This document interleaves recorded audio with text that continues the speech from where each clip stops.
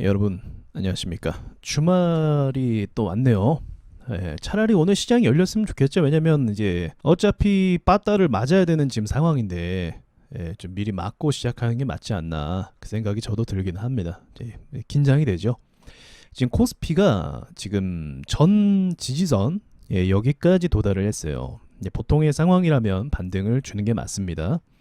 그리고 이제 코스닥 같은 경우는 아직은 여기 지지선까지 머물러 있습니다. 여기가 정말 강력한 지지선이 됩니다. 강력한 지지선. 지지선도 종류가 있는데 여기는 강력한 지지선이에요. 그래서 저는 여기서 높은 확률로 반등을 보고 있습니다. 미장이 빠져서 한국 시장도 빠질 거예요. 개파락을 하겠죠. 그래서 개파락의 여지가 이제 여기인데 여기서 방어를 해주냐 안 해주냐 이제 이게 꽤 중요한 포인트라고 볼 수 있을 것 같아요. 월요일이죠. 자, 그리고 코스피 같은 경우는요. 이제 개파락을 할 가능성이 좀 높죠. 왜냐면 지지선 부근까지 와 있고 정확하게 해볼까요? 2276포인트 보시면 바로 여기에요. 이게 얼마 안 남았다는 거죠. 이게 수치적으로 얼마만 내려가면 바로 이제 전접점 가는 거냐, 한 0.5%, 0.6%만 빠져도 주요 라인을 이탈하게 되는 거죠. 시장이 미국장이 그렇게 많이 빠진 건 아니죠. 네, 빠지긴 빠졌지만 많이 빠졌지만 이게 뭐 엄청나게 뭐 3, 4% 폭락한 거는 아니기 때문에 보시다시피 나스닥이 이제 1.8%요 정도 빠졌단 말이죠. 그래서 우리나라 국장도 최근에는 나스닥 빠진 거에 비해서 방어하는 모습을 좀 많이 보여주고 있거든요. 그렇기 때문에 한국장 역시도 한 0.5% 정도 좀 살짝 아래로도 이제 시가 형성이 된다고 하면 반등의 여지는 좀 가능성은 전 있다라고 봅니다. 근데 이제 요걸 보셔야 돼요. 반등이 나오려면 자, 여기서 중요합니다. 이 지지 라인을 밟고 반등이 나오려면 여기서 오전에 나와야 돼요. 오전에. 아시겠죠? 그래서 오전에 나오는지를 한번 보시죠. 오전에 나오면은 반등 나왔다라고 볼 수 있고 오후장을 또 봐야겠지만 이제 오전장의 악재를 반영을 했기 때문에 오후장은 미국 선물 시장에 의해서 또 좌우가 되지 않을까. 근데 이제 미국 에서 터진 악재들은 이미 나왔기 때문에 미국 선물 시장도 뭐 어지간해서는 그냥 변동성이 그렇게 크진 않으리라고 예상해 볼 수 있을 것 같습니다. 자, 여기서 이제 이런 지지선이 의미 있습니까? 라고 여쭤볼 수도 있는데 의미가 있습니다. 보통 의미가 있어요. 여기도 보시면 이런 지지선 부근에서 움직이는 부분을 많이 볼 수가 있습니다. 그래서 이런 것도 완전히 무시할 수는 없습니다. 그래서 차트 분석, 기술적 분석을 완전히 무시할 수 없는 거예요. 그렇다고 완전히 뭐 신뢰하기는 좀 어렵지만 저 같은 경우는 8, 90%는 차트를 굉장히 신뢰를 합니다. 나머지 10, 20% 정도를 대외적인 요소로 적용을 하고 그리고 이제 예외적인 것이라는 게 또 있잖아요. 뭐 맨날 악재가 있는 것도 아니죠. 그래서 이 예외적인 것이 한 10에서 20% 작용을 하면서 요거에 따라 이제 흐름이 좀 바뀌어 나가는 거예요. 근데 이 예외적인 것 빼고는 차트의 분석대로 간다. 그렇게 좀 볼 수가 있을 것 같아요. 또 이제 예외적인 게 이제 그런 게 또 개입이 돼요. 세력이 개입이 됐을 때 예외적인 움직임이 나옵니다. 그러니까 저항이 있는데 보통은 이제 못 간단 말이죠. 근데 누가 뚫어 줘야 된다고 했습니까? 이거는 무조건 어떤 차트건 종목이건 예외 없이 세력이 수급을 싸줘야 돼요. 여러분이 자꾸 세력 얘기하는 거야 뭐 이렇게 말씀할 수도 있어요. 분봉을 보세요. 분봉을 보시면 누가 돈 쓰는 거겠어요. 이 안 좋은 시장에서 누가 그렇게 슈팅을 쏘는 거고 이미 뭐 제주은행 이런 것도 호재가 이미 있잖아요. 근데 호재가 이미 있는데 다 알고 있는 호재인데 그 와중에 장 후반에 누가 슈팅을 쏘면서 종가 마감을 그렇게 하는 거며 그걸 봤을 땐 설명 불가합니다. 이 안 좋은 시장 가운데서. 그래서 그 부분은 많이 말씀드렸기 때문에 이제 내일 오전장이 꽤 중요하다고 생각은 합니다. 그래서 저도 조금 아쉬운 부분은 뭐냐면 살려가는 시장이라고 한다면 사실은 전저점까지가 안 옵니다. 살려가는 시장은 전저점까지가 어지간하면 오지 않고 여기서 악재를 다 반영을 했기 때문에 이 악재를 반영한 거에 대해서 더 이상 이제 작용하지 않는 거죠. 이미 많이 써먹은 악재니까. 근데 지금은 진짜 특이한 게 이미 다 아는 악재인데도 반영을 하는 거예요. 이게 반대로 보면 누구나 다 아는 호재는 더 이상 반영을 안 하잖아요. 근데 지금은 악재 부분에 있어서는 적극 반영하고 있다. 요게 참 힘든 부분이고 그리고 이제 이 부분에서 지켜줄 가능성도 전 높다라고 보긴 하는데 지금 방금 말씀드렸듯이 이렇게 강반등 자리는 어지간하면 잘 안 오거든요. 근데 여기를 만약 오게 되면 일시적으로 깰 가능성도 있어요. 왜냐하면 여기 왔다는 것 자체가 이미 문제가 좀 있다라는 거를 이제 의미하는 거거든요. 그러니까 문제가 없으면 여기 안 와요. 근데 문제가 있으니까 왔다는 거고 이 문제가 있다라는 건 제가 그 전에 말씀드렸듯이 투매가 나올 수 있어요. 이미 투매가 나왔다라고 생각하실 수도 있거든요. 근데 저번에 제가 투매 나올 것 같다라고 이제 뭐 영상 올렸잖아요. 왜냐면 주요 라인 가운데 있고 악재가 작용이 되면 이제 거기 아래로 돌파하는 거예요. 반대 경우도 있어요. 저항이 있어요.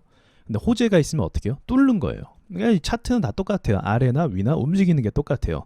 그래서 지금은 악재를 물고 있는 상황이죠. 악재를 유지하고 있는 상황이에요. 그렇기 때문에 일시적으로 깰 가능성도 이제는 배제할 수가 없다. 그럼 이게 뚫리면 그때 투매가 나와요. 코스피는 투매가 나온 것 같고 코스닥은 투매가 안 나온 것 같아요. 코스피 같은 경우는 삼성전자가 이탈할 때 여기서 전 투매가 반영을 했다라고 보고 있고요. 코스닥 같은 경우는 그거에 비하면 아직 정확하게 뭐 투매가 사람들이 막 던지고 공포가 일어나고 그게 아직 정확하게 일어난 것 같지는 않다라고 봅니다. 그래서 그 투매 한 방이 또 남아있지 않나라는 염두를 계속하고 있어요. 안 나오면 좋은 거고. 그리고 또 말씀드리지만 저는 지금 긍정론을 이야기하는 것도 아니고 비관론을 이야기하는 것도 아니에요. 차트에 따른 분석을 순수하게 드리는 겁니다. 제가 이렇게 말씀드리는 이유는 아시죠? 예, 지금 시장이 이렇게 안 좋잖아요. 그러면 이제 공격하시거나 괜히 이렇게 이게 감정 표출하는 분들이 계세요. 그래서 제가 미리 말씀을 드리는 거예요. 차트 분석적으로는 이제 한번 계산을 해볼게요. 자, 여러분 이게 뭔지 아십니까? 이 선 지금 그린 게 이게 올해 분이고요. 여기서부터 여기까지가 이제 2022년도 여기 이 공간이 2023년도예요. 이거 이렇게 제가 막대기 대면서 정확하게 칸을 그렸습니다. 이 정도까지 디테일하긴 안 하는데 이제 분석을 위해서 한번 해봤어요. 키움증권에서 자 먼저 지지선 분석과 그리고 환율에 따른 분석도 같이 한번 해볼게요. 좀 집중해 주세요. 자 먼저 2020년도에 코로나로 인해서 이제 셧다운이 됐을 때 이때 환율이 치솟았습니다. 이때 1,300원 찍진 않았는데 1,290원 이렇게 갔었어요. 그러니까 1,300원 볼게요. 1,300원을 여기서 갔었고 1,300원 갔을 때 이렇게 빠졌습니다. 근데 지금은 얼마입니까? 1,400원이죠. 400원 넘었어요. 1,400원 넘었는데도 불구하고 여기를 지켜주고 있다는 건 일단 굉장히 이례적이다라는 거예요. 1,400원 갔으면 어떻게 돼야 됩니까? 여기까지 가야 돼요. 이게 정상입니다. 근데 1,400원이 갔는데도 불구하고 이렇게 됐다는 건 이거는 어떤 기업들의 실제로 문제나 우리나라의 심각한 문제가 생긴 것이라고 볼 수는 없어요. 과거에 환율이 1,600원까지 갔던 때가 있어요. 그때가 이때죠. 이때가 1,600원까지 갔습니다. 서브프라임 사태 때 1,600원까지 갔었고 여기는 1,400원, 아니 1,300원, 지금이 1,400원 이렇게 되고 있는 상태입니다. 그러니까 이상하죠. 이제 환율이라는 건 증시와 반대로 가거든요. 기업의 문제가 되는 거니까, 경제의 문제가 되는 거니까. 근데 이제 환율이 오름에도 불구하고 지금 상황은 어때요? 네, 이렇게까지 가지 않았어요. 1,400원이라고 한다면 이렇게 가는 게 맞는 거죠. 그만한 리스크와 문제가 터졌으니까. 그러니까 지금은 좀 이전에 없었던 특이한 상황과 특이한 문제다라고 일단은 전제를 좀 해야 될 것 같아요. 예외적이라는 부분이죠. 이전과 다르게. 자, 일단은 이 그림을 한번 제가 그려봤어요. 여기 중간은 좀 예상하기 어려운데 일단 지금 시점에서 여기를 깬다라는 전제하에 빠른 속도 깬다는 전제하에 일단은 금방 좀 회복을 해줄 거라고 보고 있습니다. 만약 깬다고 할지라도. 그리고 나서 이후의 움직임은 이제 그 언론이나 또 지금 섹터들의 돈의 움직임에 따라서 달라질 것 같고요. 일단 기본적으로 바이오 종목들이 이제 작정하고 최근에 좀 수급을 줬다가 또 털어버리는 걸 보니까 당장 올릴 마음이 없다라는 걸 확인했거든요. 이제 그런 식으로 약간 좀 후발 대응을 할 수밖에 없긴 하지만 차트를 망가뜨리냐 차트를 이제 끌고 가냐 거기에 따라서 이제 결정할 수 있는 부분이 있어요. 그래서 이 시나리오도 바뀔 수 있습니다. 충분히. 그래서 지금 바이오를 좀 옆으로 끌고 간다라는 전제하에 한 6개월 정도를 볼 수 있거든요. 6개월 정도는 바이오를 좀 옆으로 끌고 가지 않을까. 그래서 근데 옆으로만 계속 끌고 갈 수는 없겠죠. 그래서 결국은 바이오 같은 경우도요. 바이오 전제입니다. 바이오 같은 경우도 결국은 기술 반등이든지 뭐든지 줘야 돼요. 줘야 합니다. 그게 맞아요. 그게 여태까지 시장이 그렇게 움직여 왔고 바이오는 경기 침체 그거 상관없다고 계속 제가 말씀드렸어요. 근데 지금 영향을 받는 건 시장 전체적인 분위기에 같이 영향을 받는 것과 그리고 그 세부적으로 들어가면 개미들을 너무 많이 태워갖고 세력들이 털어내는 부분도 분명히 있습니다. 그래서 바이오가 기술 반등만 주면 950을 제가 말씀드렸죠. 그래서 보합 이후에 바이오 반등이 나온다고 하면 내년 중반 정도, 그러니까 좀 아쉽죠. 좀 길어지니까. 만약에 지금부터 바이오 반등이 나온다고 하면 지금 올해 말까지 볼 수도 있거든요. 그러니까 변해요, 이런 식으로. 최근에 HLB가 힘 줬죠. 그리고 박셀도 힘 줬었죠. 걔네가 그 힘 주는 거를 끌고 가주면, 툼에 지금처럼 보내지 않고 끌고 가주면은 이제 올해 말까지 950 볼 수 있는 거예요. 근데 그게 안 됐기 때문에 이게 또 유예가 되는 겁니다. 그래서 요거를 좀 이해하셨으면 좋겠고, 이렇게 간 다음에 자, 이제 여기서부터 중요한 것 같아요. 이게 기술 반등으로 가고 나서부터 이제 그 뒤로 호재라는 게 붙어야 이 전고점을 뚫는 시나리오가 나오는 거거든요. 어쨌든 여기가 강한 매물대와 저항이 되기 때문에 요거를 필시 맞고 떨어질 거예요. 필시. 만약에 더 강한 호재가 만약 이때 작용을 한다면, 묻지마 매수 그런 거 있잖아요. 우리 얼마 전에 풀었던 주식 열풍, 그런 게 들어오면은 한 방이 뚫어요. 근데 그거는 알 수 없으니까 일반적인 차트 흐름상으로는 여기서 맞고 떨어집니다. 근데 이제 여기서부터 이제 중요한 게 뭐냐면, 지금 기업들의 실적이 지금까지는 사실 괜찮아요. 이게 다행인 부분입니다. 괜찮습니다. 이제 이 실적이 올해 4분기까지 유지는 일단 될 것 같고요. 내년에 이제 뭐 경기 침체 어쩌고 하잖아요. 그럼 내년부터 1분기, 2분기의 성적이 나올 거란 말이에요. 그럼 1분기, 2분기 성적도 만약에 기업 실적이 뭐 더 오른다라기보다 유지가 된다면, 유지가 되고 다시 이제 금리 인하 이야기가 나오면서 다시 상승을 할 수 있게 된다면, 그때는 이제 갈 수 있다라고 봅니다. 그러니까 장기전에 어쩔 수 없이 강제적으로 좀 돌입이 될 수가 있는 상황이 지금 바로 상황이죠. 이제 여기서 변수가 다양하게 있긴 하겠지만, 이제 러시아 우크라이나 전쟁도 계속 지켜봐야 될 사안이기도 하고요. 중요한 거는 중국의 포지션이에요. 중국에서 가장 리스크가 이제 있는 게 부동산이죠. 이제 이 부분을 우리가 주목해야 되는데, 부동산 문제를 갖고 있으면서 이제 헝다 문제가 여기쯤에서 터졌어요. 헝다 그룹 문제가 지금 그리고 9개월 정도 보내고 있죠. 부동산 같은 경우는요, 금융과 연관이 돼 있기 때문에 헝다가 문제가 생기면 금융의 문제가 곧바로 터질 수밖에 없어요. 돈은 계속 순환이 되기 때문에. 근데 지금까지도 문제가 되지 않았다는 건 어차저차 해갖고 뭔가 방어를 하고 있다는 겁니다. 뭔 짓을 하고 있는지는 몰라요, 중국이. 어쨌든 근데 금융의 특성상 그렇게 한 방에 무너지면 연쇄 도미노 현상을 곧바로 일으키는 게 특징이 있습니다. 그래서 그 리스크 범위 안에 알 수도 있긴 하지만, 중국이 지금 이제 금리를 내리고 있는 상황이죠. 금리를 내리면서의 중국 차트를 같이 봐야 될 것 같아요. 그게 어떻게 반영을 해주는지.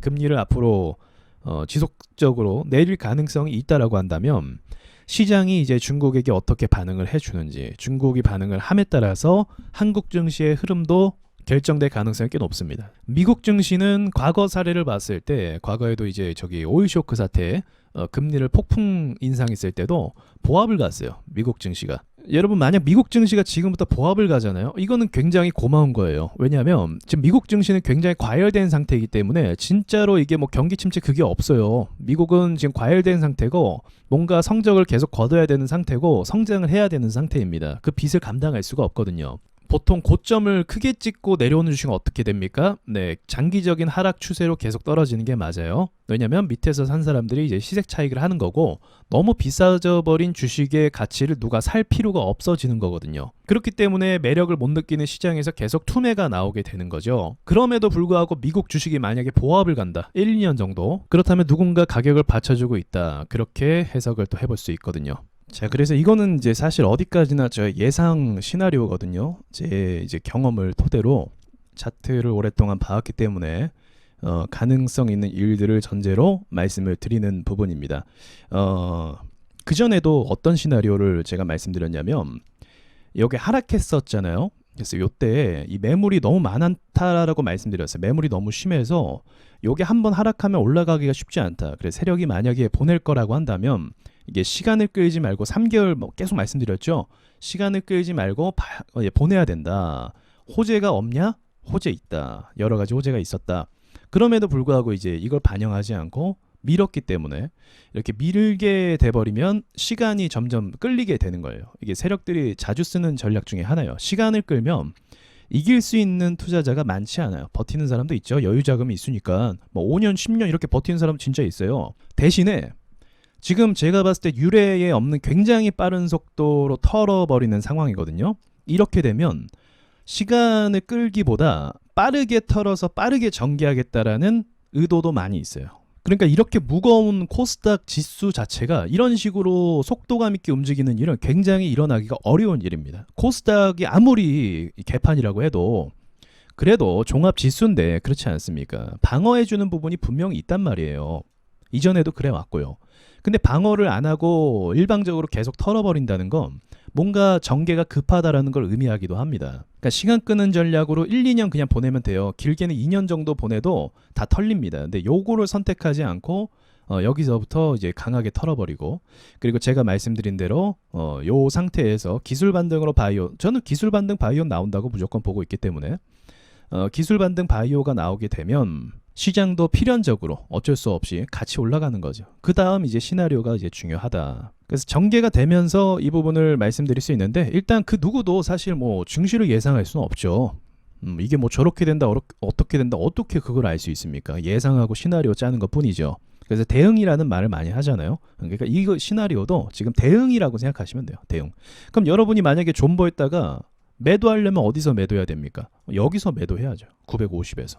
대응이니까. 참고로 아주 큰 그림으로 보잖아요. 아주 큰 그림으로. 그러면 이 코스닥 차트 역시도 굉장히 시장에서 오랫동안 주목을 받지 못한 존재였어요. 그러니까 이게 단기적으로 보면은 불가능한 그림으로 보일 수도 있겠지만 또 이렇게 크게 열어서 이렇게 보잖아요. 그럼 이 위로도 전 충분히 많이 열려 있다고 봅니다. 그러니까 이 내용을 참고하시고 같이 시장을 또 지켜보시면 될 것 같습니다. 일단 월요일 날 좀 개파락하면서 데미지가 있으실 텐데 이왕 계좌가 까진 거 뭐 급하게 보실 것도 없을 것 같아요. 여기까지 말씀드리겠습니다.